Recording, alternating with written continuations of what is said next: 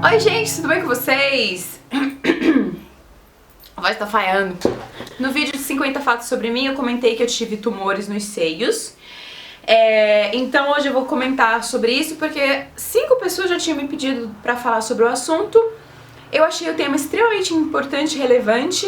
Então, né? Antes de eu começar, eu preciso muito dizer que esse vídeo não é e não deve e não vai jamais substituir a orientação de um médico. Então, se você tá desconfiando que você tá passando por algum problema, você tem uma amiga, uma filha, uma irmã, ou você, homem, também pode ter esse tipo de problema. Se você tiver com isso, você deve procurar um médico e não ficar vendo vídeo na internet, principalmente no YouTube, tá, gente? Porque tem muita informação errada. Eu, inclusive, vou falar muita coisa aqui que é a opinião de uma leiga, né? Eu tive a experiência, mas eu não posso falar pra vocês o que é, como é que você tem que cuidar e etc. Tá, dado esses alertas, eu vou começar a contar pra vocês como que foi quando eu senti os sintomas, né?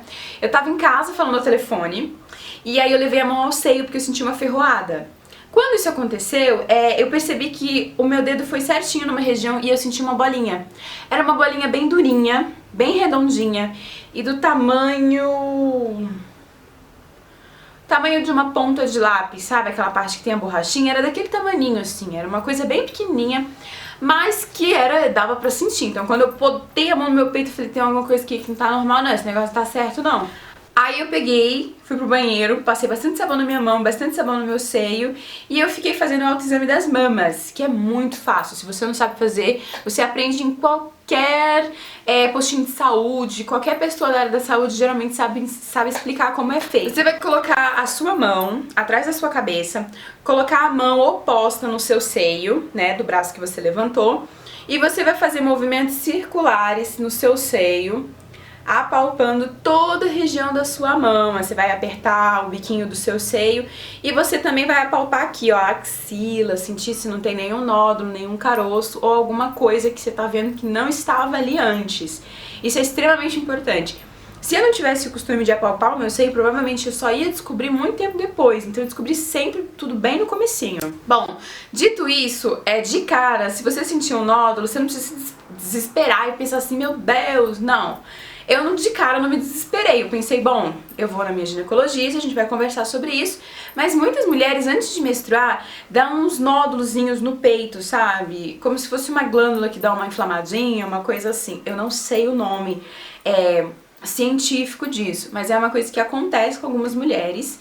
Então, na dúvida, né, gente, a gente vai na ginecologista. A minha ginecologista me pediu um ultrassom de mamas, porque ela também achava que fosse um nódulo líquido, alguma coisa que a gente pudesse tomar, um comprimidinho e tirar, ou ainda fazer uma drenagem, não sei. No ultrassom a gente descobriu que o nódulo que eu senti, ele não era um nódulo líquido, ele era realmente um tecido, era um material fibroso. E ele tinha um nome, fibroadenoma. Então foi a primeira vez que eu vi esse nome, eu não sabia o que era. E eu fiz uma coisa que você não deve fazer jamais, que é procurar no Google. Porque o Google, gente, é assim, ó, você tá com gripe, você joga gripe no Google, vai vir tuberculose, morte, sabe? Você vê assim, uns casos de povo que eu não sei de onde que... Não sei, gente, mas não faz isso não, tá? Não despiroca, não. Aí depois ela virou pra mim e falou assim, olha, minha linda, esse não é da minha ossada. Quando é tecido dessa forma, eu vou te encaminhar para um mastologista, porque ele é melhor pra ver esse tipo de coisa, beleza? Beleza.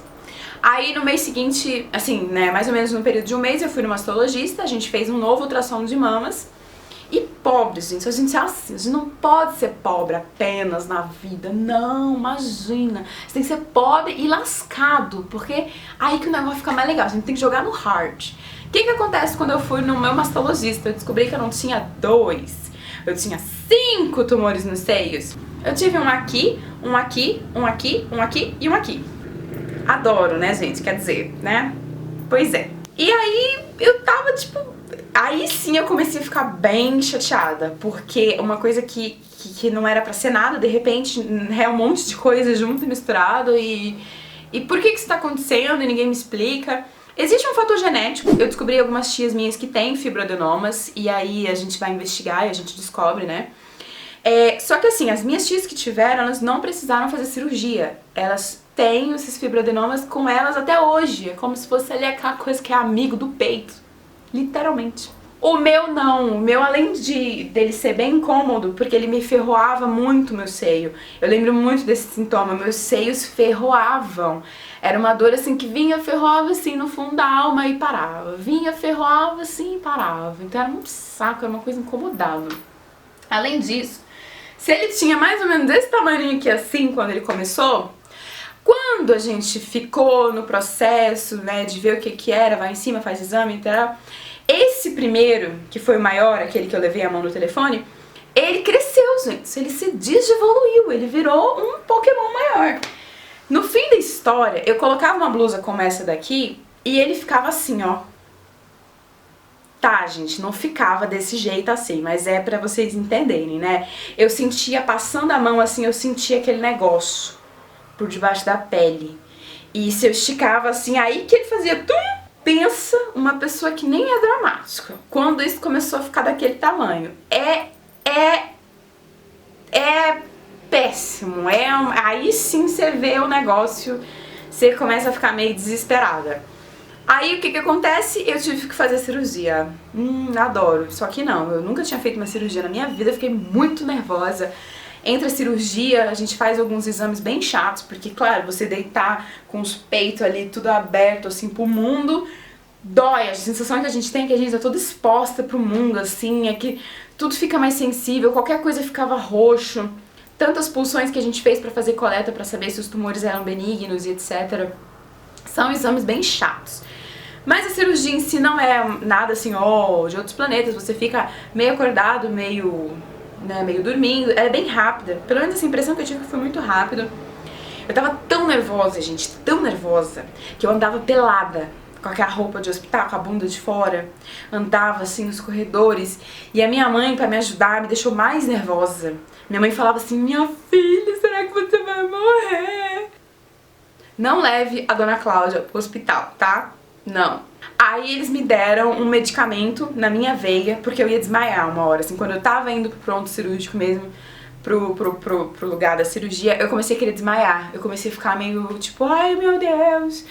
E aí me deram um remedinho na minha veia, e gente do céu, foi assim, ó, que barato, gente. De repente eu senti amor, afeto, e eu falei muita bobagem a cirurgia inteira, gente, inteira. Aí eles amarram a gente assim na posição de Cristo, pra você não mexer os seus braços, botam um paninho pra você não ver nada, que não adianta nada, porque eu via tudo pelo óculos assim dos médicos.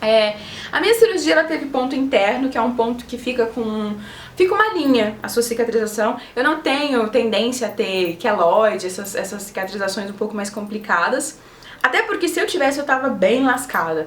Porque quando o médico falou assim pra mim, olha, mocinha, você não vai poder mexer os seus braços, você tem que ficar assim, né? Gente, eu queria pintar o telhado do meu quarto, assim, eu queria pintar o teto do meu quarto, eu queria treinar natação, cortada de vôlei, eu queria pentear o cabelo, eu queria dar tchau pras vizinhas, eu queria tricotar, e eu tricotei, que é uma coisa que a gente não pode fazer, mas eu tricotei, inclusive eu tricotei essa peça aqui, ó. O pós-operatório é bem tranquilo, assim, depois de uns 3 meses, a sensibilidade que você perde durante a cirurgia, ela volta. E basicamente assim, os meus seios, eles ficaram a mesma coisa que eles eram antes, ligeiramente menor, e o seio que a gente tirou o tumorzinho maior ficou um pouquinho menor. Mas é uma coisa bobagem, perceptível, não tem drama nenhum. Eu sei que se eu tivesse vendo esse vídeo, eu ia imaginar como que ficaria a cicatriz, porque era uma das coisas que mais me preocupavam antes da cirurgia. Então aqui tem uma foto bem de pertinho, porque eu não posso mostrar, né, os farol aqui no YouTube, pra vocês verem como que fica a cicatrização dos pontos internos, tá bom? Bom, gente, é basicamente isso. Eu quero agradecer a quem me pediu pra comentar esse assunto. É realmente um assunto bem interessante, bem pertinente. Se você ficou com alguma dúvida, se você tá passando por isso e quer alguma informação e eu puder ajudar, tá bom? Todo esse processo foi em Goiânia, então dos médicos, as dúvidas que eu puder responder, bota aqui nos comentários ou manda pro e-mail do blog, tá ok? Última informação antes de eu ir, gente, eu vou deixar aqui na descrição desse vídeo um link pra você ver como é feito o autoexame das mamas. Aprenda, você homem, mulher, irmão, marido, filho, namorado, não importa. É um autoexame muito simples e fácil de fazer e ele salva vidas, tá bom? Um beijo enorme pra vocês, sugira vídeos aqui no canal, pelos comentários e etc. E eu vejo vocês no próximo vídeo. Tchau!